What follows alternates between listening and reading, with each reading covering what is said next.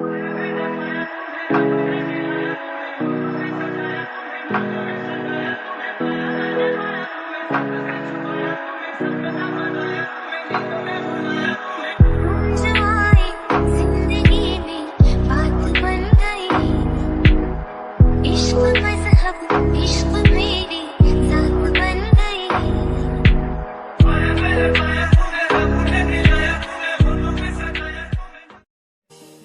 ஹலோடா, this is Purnima.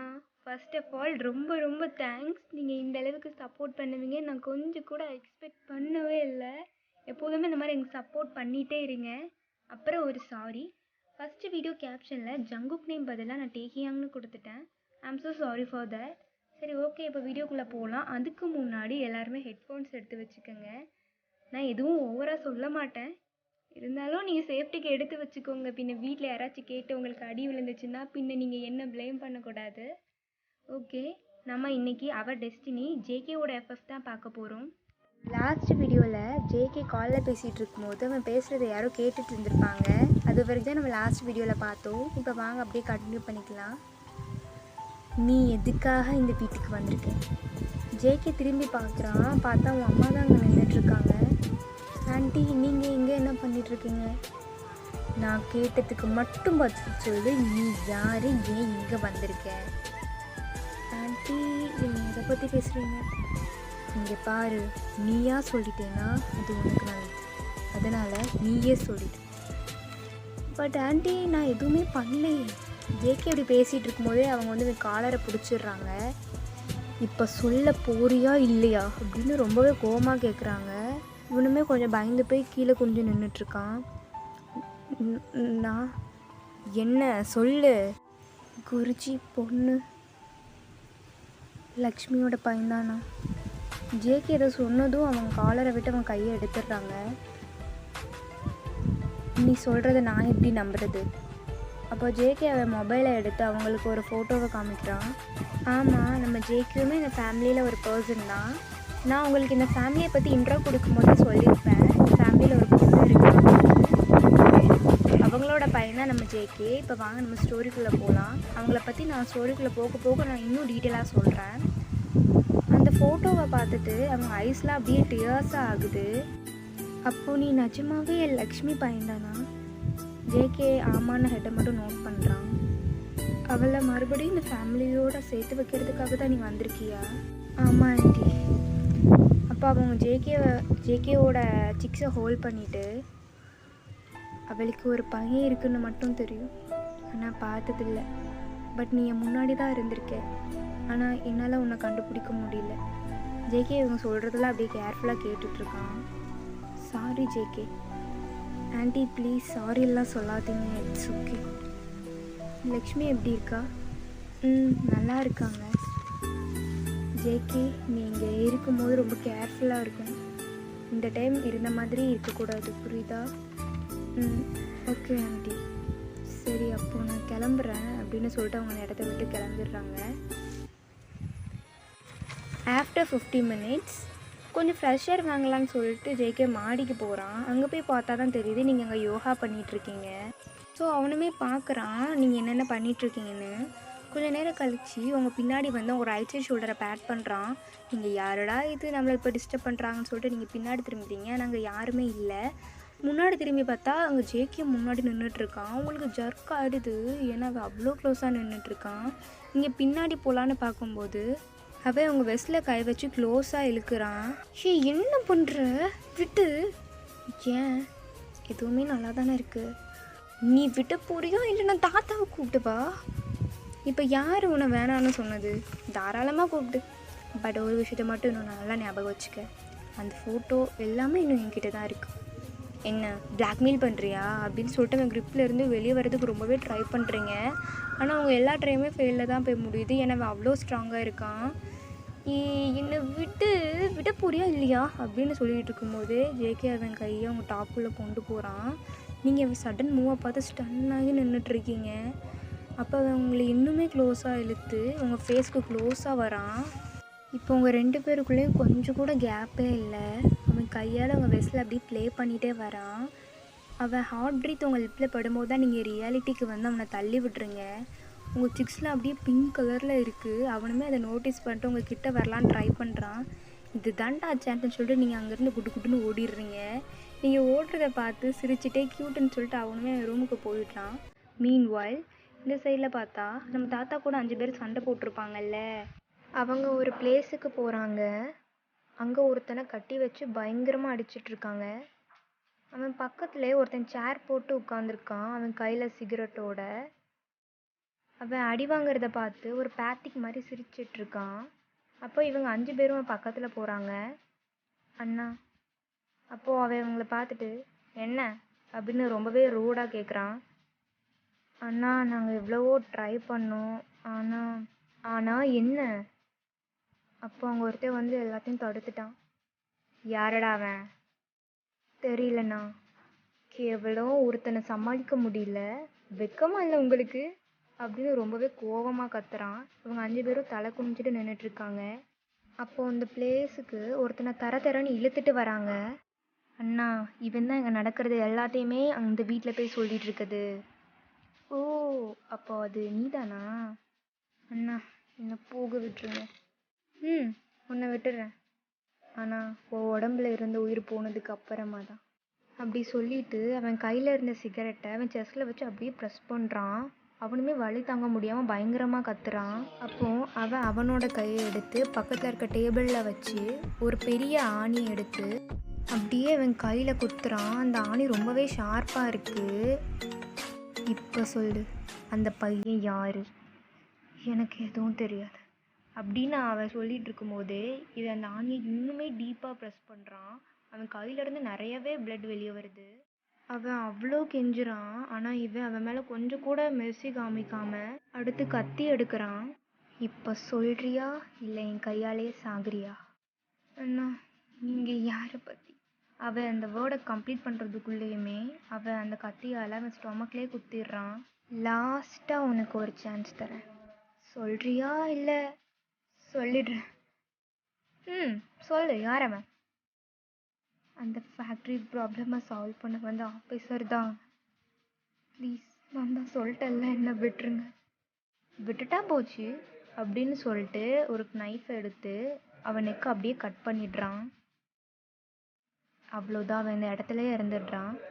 டேய் என்னடா பார்க்குறீங்க, சீக்கிரமாக அதெல்லாம் க்ளீன் பண்ணுங்க. அப்புறம் இந்த ஆஃபீஸரை பற்றி கொஞ்சம் விசாரிங்க, அவள் யார், எங்கேருந்து வந்திருக்கான்னு, புரியுதா அப்படின்னு சொல்லிட்டு இந்த இடத்த விட்டு போயிடுறான். இப்போ ஜேகேவை பார்த்தா அவன் தாத்தா ரூமுக்கு தான் போயிட்டுருக்கான். குருஜி. சொல்லு ஜேகே.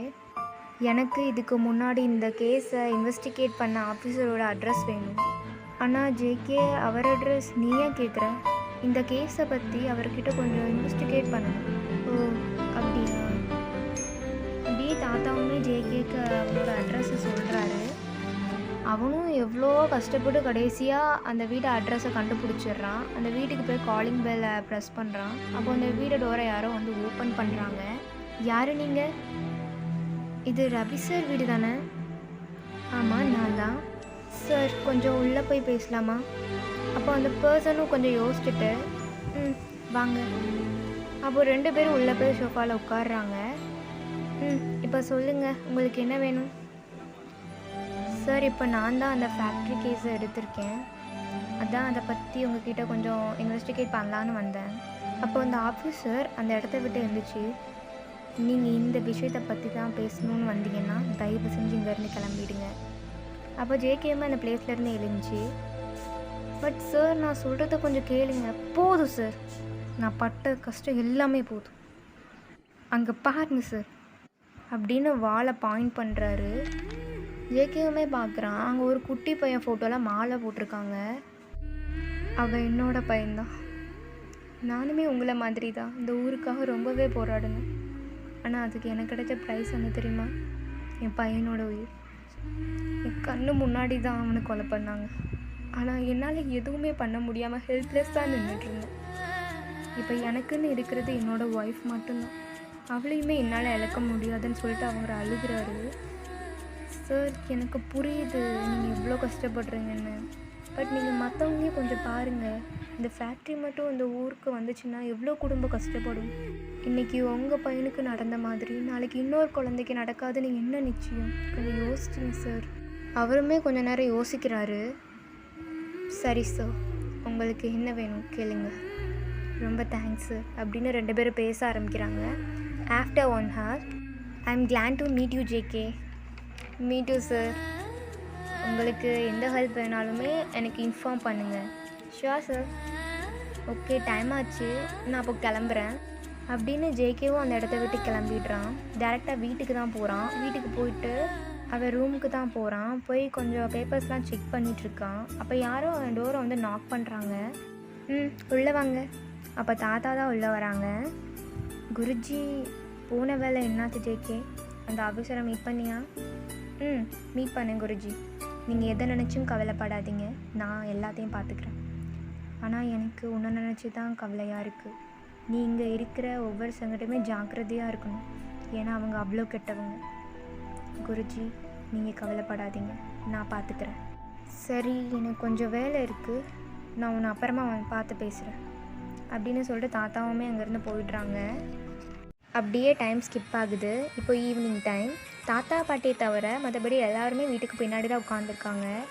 அப்போ பிரியா சொல்கிறா, ரொம்ப போர் அடிக்குது, பேசாமல் நம்ம எல்லோரும் ஏன் ஹைட் அண்ட் சீக் விளையாடக்கூடாது? அப்போ எல்டர்ஸ்லாம் இல்லை வேணாம் அப்படின்னு சொல்கிறாங்க. அவங்களெல்லாம் இவ்வளோ கஷ்டப்பட்டு அவள் சம்மதிக்க வச்சு லாஸ்ட்டாக வந்து விளாட்லாம் அப்படின்னு அவங்க சொல்லிடுறாங்க. சரி, ஓகே அப்போ நான் இப்போ கவுண்ட் பண்ண போகிறேன், அதுக்குள்ளே எல்லோரும் போய் ஒழிஞ்சிக்குங்க அப்படின்னு சொல்லிட்டு அவள் கவுண்ட் பண்ண ஸ்டார்ட் பண்ணுறா. எல்லாருமே அங்கேயும் இங்கேயுமா ஓடி கடைசி போய் ஒழிஞ்சிக்கிறாங்க. இங்கே நீங்கள் என்னென்னா வேறு இடமே இல்லை போய் நிற்கிறீங்க, அதுவுமே ரொம்ப சின்னதாக தான் இருக்குது. அப்போ யாரும் உங்கள் காதுகிட்ட வந்து ஓய் அப்படின்னு சொல்கிறான். நீங்கள் பயந்து போய் திரும்பி பார்க்குறீங்க. பார்த்தா ஜேகே தான் அங்கே நிற்கிறான். ஹேய், நீ இங்கே என்ன பண்ணுற? ஒளியறதுக்காக தான் வந்தேன். ஏன் உனக்கு வேறு இடமே இல்லையா? இங்கே தான் வரணுமா? ஒளியறதுக்கு நிறைய இடம் இருக்குது, பட் நீ இங்கே தானே நிற்கிற. You know what, never mind அப்படின்னு சொல்லிட்டு அவனை விட்டு டிஸ்டன்ஸ் மெயின்டைன் பண்ணி நிற்கிறீங்க. அப்படியே டைம் ஆகுது. நீங்கள் நிற்கிற இடம் ரொம்ப சின்னதுனால அந்த இடத்துல காற்றே இல்லை. அப்போ தான் ஜேகே ஒரு விஷயத்தை நோட்டீஸ் பண்ணுறான். உங்கள் ஃபோர்ஹெட் இன்றைக்கி எல்லாமே ஸ்வெட் ஆகி போயிருக்கு. நீங்கள் அவன் ஸ்டேரை நோட்டீஸ் பண்ணிட்டு, நீ என்னை அப்படி பார்க்குறது கொஞ்சம் ஸ்டாப் பண்ணுறியா? பட் அவன் நீங்கள் சொல்கிறது எதுவுமே கேட்காம உங்கள் கிட்ட தான் வரான். ஏய், இப்போ எதுக்கு நீங்கள் கிட்ட வர? தள்ளியே நில்லு. அப்போ அவன் உங்களை வாலில் பின் பண்ணிவிட்டு உங்கள் ஹேண்ட்ஸையும் சேர்த்து தான் உங்கள் ஐஸையும் ரொம்ப டீப்பாக ஸ்டேர் பண்ணிகிட்ருக்கான். அவன் ஹேண்ட்ஸ் உங்கள் ஹேண்ட்ஸில் இருந்து ஷோல்டர் அப்புறம் வெஸ்ட் அப்படியே அவன் ஹேண்ட்ஸால் ப்ளே பண்ணிகிட்டே வரான். ஒரு இடத்துல உங்களால் அவனை பார்க்க முடியாமல் கீழே குனிஞ்சிடுறீங்க. ஹேய், என்னை பாருடி. பட் நீங்கள் அவனை பார்க்கல. அப்போது உங்கள் வெஸ்ட்டை பிடிச்சி க்ளோஸாக இழுத்து உங்கள் ஃபோர்ஹெட், சிக்ஸ், சின், ஜாலைன்னு எல்லா இடத்துலையும் கிஸ் பண்ணுறான். கிஸ் பண்ணிவிட்டு உங்கள் ஐஸை பார்க்குறான். பட் நீங்கள் உங்கள் ஐஸை டைட்டாக க்ளோஸ் பண்ணியிருக்கீங்க. அவன் ஹேண்ட்ஸால் உங்கள் நேப்பை ஹோல்ட் பண்ணி உங்கள் ஃபேஸுக்கு ரொம்ப க்ளோஸாக வரான். 2 பேரும் நோஸும் டச் ஆகுது. அப்போ தான் நீங்கள் ரியாலிட்டிக்கு வந்து அவனை புஷ் பண்ணிவிட்டு அங்கேருந்து போகிறீங்க. நீங்கள் போகிறத ஃப்ரீயாக பார்த்துட்டு, ஒயனக்கா நீங்கள் அவுட்டு, நெக்ஸ்ட் நீங்கள் தான் கவுண்ட் பண்ணணும், சீக்கிரமாக வாங்க அப்படின்னு சொல்கிறா. நீங்கள் போகும்போது ஜேகேவை திரும்பி பார்க்குறீங்க. அவனோட ஒரு ஐப்ரோஸ் மட்டும் ரைஸ் பண்ணிட்டு உங்களை பார்த்து சிரிக்கிறான். அப்புறம் நீங்களும் போய் கவுண்ட் பண்ண போயிட்டுறீங்க. ஸோ அப்படியே அந்த ஈவினிங் போகுது. நைட் டைம் ஜேகே ஃப்ரெஷ் ஆகிட்டு டவுன்ஸ்டர் வரான். அப்போது ஒரு ரூமை பார்க்குறான். அந்த ரூமுக்கு முன்னாடி போயிட்டு போகவா வேணாமான்னு யோசிச்சுட்ருக்கான்.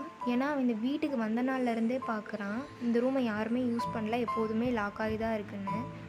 ஸோ கடைசியாக அந்த ரூமை ஓப்பன் பண்ணி உள்ளே போகிறான்.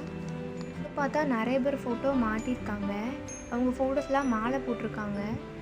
அப்படி பார்த்துட்டே இருக்கும்போது லாஸ்ட்டாக ஒரு ஃபோட்டோவை பார்க்குறான். அந்த ஃபோட்டோவை பார்த்து ஷாக்காகி நின்றுட்டுருக்கான். அப்போ அவனோட ஷோல்டரில் யாரோ கை வைக்கிறாங்க. ஜேகே திரும்பி பார்த்தா பாட்டி தான் அங்கே நின்றுட்டுருக்காங்க. ஜேகே, நீ இங்கே என்ன பண்ணுற? பாட்டி, இவங்க யாரை சொல்கிற? அதான் அந்த லாஸ்ட்டு ஃபோட்டோவில் இருக்காங்களே அவங்க தான். பாட்டி அந்த ஃபோட்டோவை பார்த்துட்டு, அது என்னோட பொண்ணு லக்ஷ்மி. ஏன் அவங்களுக்கு என்னாச்சு? அது ஒன்றும் இல்லை, இந்த வீட்டில் இருக்கிறவங்க அவள் உயிரோடு இருக்கும்போது செத்துட்டான்னு சொல்லி அந்த ஃபோட்டோவை மாட்டியிருக்காங்க. சரி, இதை விட்டு இதெல்லாம் எதுக்கு, வா நம்ம இங்கேருந்து போகலாம் அப்படின்னு சொல்லிட்டு பாட்டி அங்கேருந்து போயிடுறாங்க. ஜேகே மட்டும் அங்கேயே நின்று அந்த ஃபோட்டோவை பார்த்துட்ருக்கான். சரி, ஓகேடா, நான் இந்த எபிசோடை இங்கேயே ஸ்டாப் பண்ணிக்கிறேன். இந்த வீடியோ எப்படி இருந்துச்சுன்னு கமெண்ட்டில் சொல்லுங்கள். பிடிச்சிருந்தா லைக் பண்ணுங்கள். அப்புறம் கண்டிப்பாக சப்ஸ்கிரைப் பண்ணிடுங்கடா. ஓகே ஆர்மிஸ், எல்லோரும் சேஃப் அண்ட் ஹெல்த்தியாக இருங்க. நான் உங்களை நெக்ஸ்ட் வீடியோவில் பார்க்குறேன். பாய்.